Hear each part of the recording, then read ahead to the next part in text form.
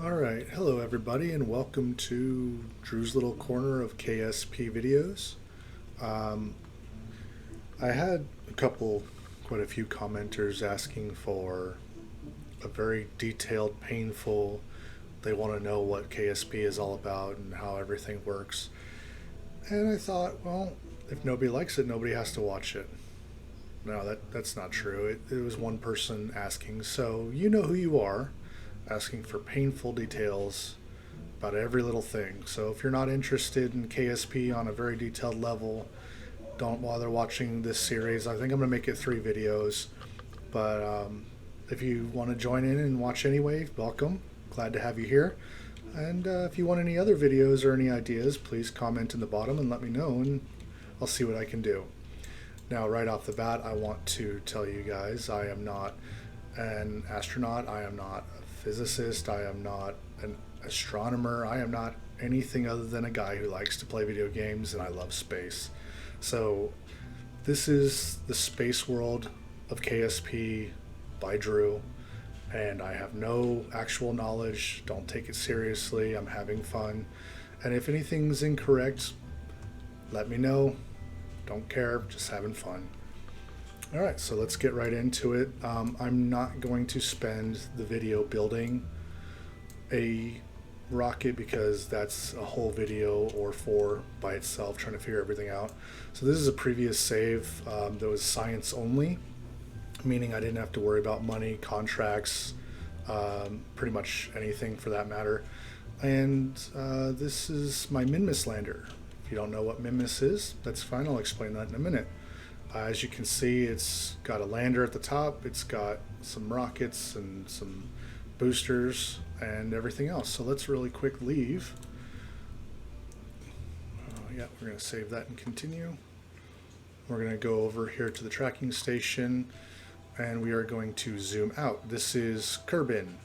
Also, this is Kerbal Space Program, so it's not Earth, it's a representation of Earth for aliens. This is Kerbin in the center. The green stuff is my satellite, my communication system around the planets. And then this is the Mun, which is very much like our moon. But then we also have another planet farther out called Minmus. Now, when I say I want to do a moon landing, you'd think, okay, let's go to the Mun. However, for a simple teaching video, it is a whole lot easier for me to go all the way to Minmus. Yes, you use more fuel to get there, but there is less gravity, meaning it's easier to land and take off and return, and I don't have to worry about crashing as much. And I promise you, I am very good at crashing and having to start over. So, with that said, I will be doing a save before I start the land to Minmus, just in case I mess something up. I can revert back, but I will show you the crash, I promise. You don't have to worry, I will show you all the bad choices I make and all the wrong things. So one thing I want you to see is the moon goes around the same plane that I would take off, so it's pretty easy to get to. However, Minmus, if you back out, it is got a tilted axis. It's probably the wrong word I'm looking for, but it's tilted. So when I come out here, I'm going to have to adjust my orbit to get to Minmus. So the first thing we are going to do in this video is we're going to take off at a 90 degree or so, close enough, which is the equator, and then we're going to adjust our speed so that we get to an orbit, whatever works, usually between 100 and 200 kilometers. Basically how bad I mess up the launch will determine that. And then once we get to that 200, we will adjust our inclination so that we are matched with Minmus instead of being horizontal with the Mun. And then that's going to be the end of the first video. Once that happens, we're going to use the second video to get to Minmus in orbits and probably land and do some science. And then we'll have the third video for the return trip. There are going to be parts we fast forward through. I'm going to try and remember not to talk during them so that I can fast forward without you missing any conversation. All right, so that explains all that. Oh, and we'll plant a flag too, just for the funsies. We're going to leave the facility. Another thing, oh, didn't want to do that. Nope, wrong button. So we're going to come in here, get our launcher that I said, Yep, everything's good. We're going to go launch. Now, one thing that you should normally do when playing this game, whether you're a beginner or extremely advanced, is check your staging. By staging, I mean make sure that when you are done with these rockets, and then you wanted to start with this one, that it's all set up over here, because then you will have problems with your staging and probably light the parachute when you meant to disconnect this. Kerbal Space Program is notorious for you throw it on the ship, and then the staging's all messed up, and then you have to restart over again, because it's pretty funny, a parachute shoots off while you're trying to get to orbit. Alright, so we're going to have our fuels and electric and everything up here. We're going to bring our nav ball back up, turn on SAS, which is, it's autopilot, let's be honest. You can point the aircraft wherever you want. However, I still have to fly the aircraft until we get to orbit, and then we can kind of use all these buttons over here to point the aircraft whatever direction we want. So as you can see here, pretty standard nav ball. This is the way we're headed, which is directly up. I was going to say north, but it's not north, it's up. So if you look here to the right on our nav ball, that's 90 degrees, and that's the direction I like to go to get into orbit, just because it's nice and simple. Once we take off, you'll see a little yellow circle with a line much like this one pop up, and that's the direction we are headed. You kind of generally want to head that direction when you're going to orbit, because if you go farther out, the rocket will tumble with the friction of the atmosphere pushing on the aircraft at weird angles. It'll break apart in real life. In this thing, it'll kind of just tumble and cause you to go get frustrated and start all over. For the purposes of this flight, it's a tutorial, so I'm not going to take it as seriously as I normally do. I'd probably just relaunch if something goes wrong in takeoff, and then I'll use saves throughout. As you know, in my other saves, I like to keep it a little bit more cautious and say, hey, if the Kerbals die, they die. This one, we're not having that issue, because I'm just showing you how everything works in the game. Alright, so with all that, we are going to take off. I've been told the engine ignition is pretty loud. I've tried to adjust volume, so I'm just not going to talk during liftoff. Alright, oops, forgot the throttle. Alright, we might have to start over, but that's alright. So we wait till the surface speed gets up to 100 meters per second, and then we can start our turn. And as you can see, I'm going right to the 90 degree on the nav ball, because I want to start turning to get more of a rounded takeoff, rounded flight, so that we don't have to use as much fuel to continue into orbit. So the way it's explained in the beginning of this game, actually, when you're learning, is you're trying to throw the rocket so fast that you miss the Earth and you continually fall. That's what orbit is. And I thought that was a really cool explanation. So I don't want to go too far out of this little circles thing, circles way, because once I drop the rockets, if you are too far out, the whole rocket will tumble, and then everything will go bad. So I'm going to turn that off, because you can't turn the boosters off. See, we're already up to 130.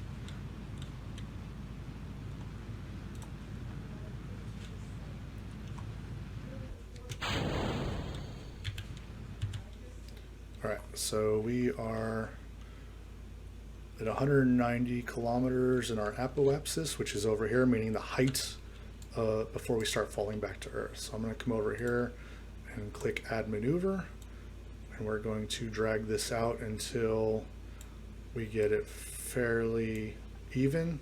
209, 173, that is not even at all. 190, 190, okay, that's close enough.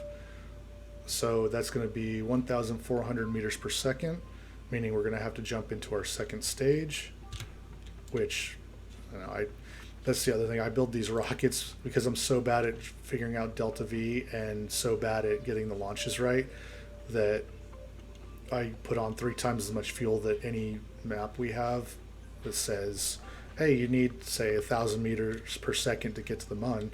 and I put on 3,000 meters per second because I mess everything up all the time. So overbuild, more rockets. That's the Kerbal way. More boosters. It doesn't matter. just, I guess it's the safe way, so to speak. All right. I know the sun is behind us and it's hard to see anything. So as you can see here, all the calculations are done. We're going to be burning for 1 minute and 30 seconds. We start the burn in 2 minutes, and once that's done, we should be in a perfect orbit of about 190 kilometers around Kerbin. All right, so we got 17 seconds till we start our burn. I forgot to tell you, there's a maneuver autopilot thing here, so it just moves it to the maneuver, so you don't have to worry as much about it. In other ways, you could just put it on the direction you're traveling. Now remember, it doesn't matter which way you're facing in space because there's no resistance on the aircraft, so it'll eventually move it. You don't have to worry about any pressure breaking the rocket apart. That's in the game. Not sure about real space because, I never learned about that stuff. So here we are burning away. We're going to have to stage in a second, and you'll hear the click of my keyboard. That's how I stage in this game. It's a cool little representation of what actually happens. I'm pretty sure in real rocketry this doesn't happen at the same time because that would be dangerous. So the coupling that holds the bottom stage or the first stage of the aircraft breaks, explosive bolts we assume, and then the secondary stage engine fires. Well, there's got to be a certain amount of time so that plume doesn't hit the other one.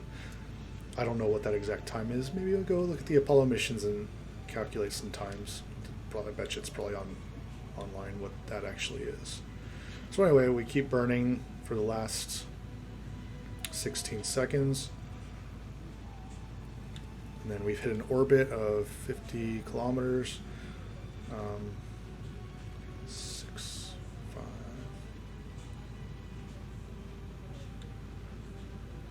It's pretty exact. That's close enough. We have 182 periapsis, 195 apoapsis. So we'll put it on prograde.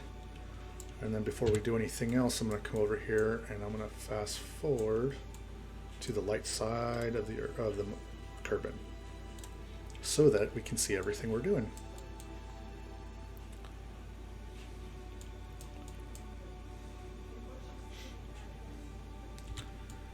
So as we come to the light side, there's our beautiful ship. I'm gonna face it this way. Nope, this way. Nope, this way. I'm trying to face the ship so that you can get a good look at everything that's going on as it's happening.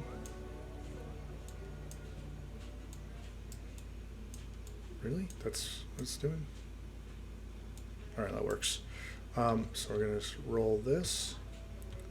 And then while we're in space, because there's now no resistance on anything, we are going to open our solar panels and bring out the antenna, see it sitting right there, so we can make sure and talk to Kerbin no matter where we go. And you know what? We're going to have Miss Layla Kerman go on an EVA because she's our scientist for the ship.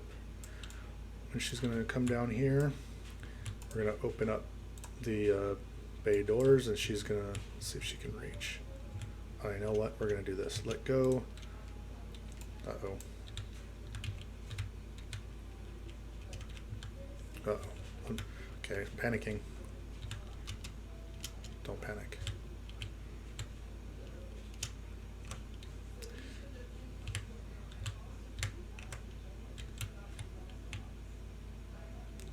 Just get her nice and slow.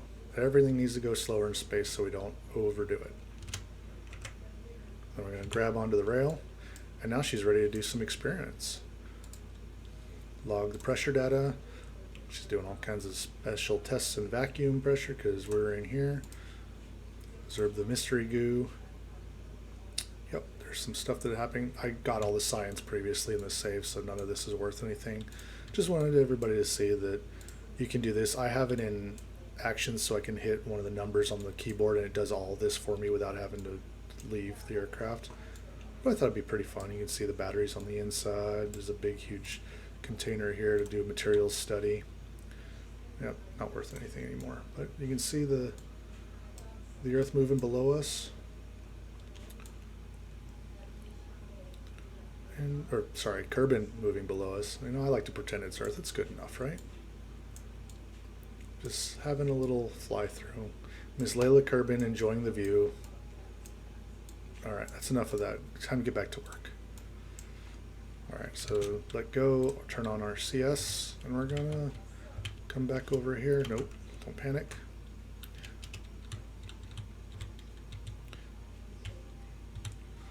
And then she's going to grab on there backwards, but you know, let's do everything backwards. This is Kerbal. They can figure it out, right? Still make it happen. All right, we are going to go back to prograde. You might as well stay here because we got to go over here and have a look at our target. So we're going to zoom out and I'm going to click Minmus, set as target, and you can see here the node is 6.1 degrees off, and that's the next one. So we're going to highlight this one. We're going to come over here, click on that, add maneuver, and we're going to go normal and anti-normal. Now what this does is it turns our inclination, I think that's the right word, makes our inclination, that's not the right word, inclination. Anyway, the point is we are going to do a burn that makes us on the same inclination. I'm gonna use the inclination. You know, I'm probably wrong, and everybody in the comments is going to tell me I'm wrong, and I'm okay with that. And to make it 0 degrees so that we match the inclination of this moon that we are trying to land on, so it's a lot easier to get up to it, to rocket over to it. So I'm going to go back to my little ship, and we are going to go to the target maneuver direction, and we're going to start burning 6 minutes. Now, normally, nope, even now, we're going to go, that's way too long, and I'm going to fast forward to it.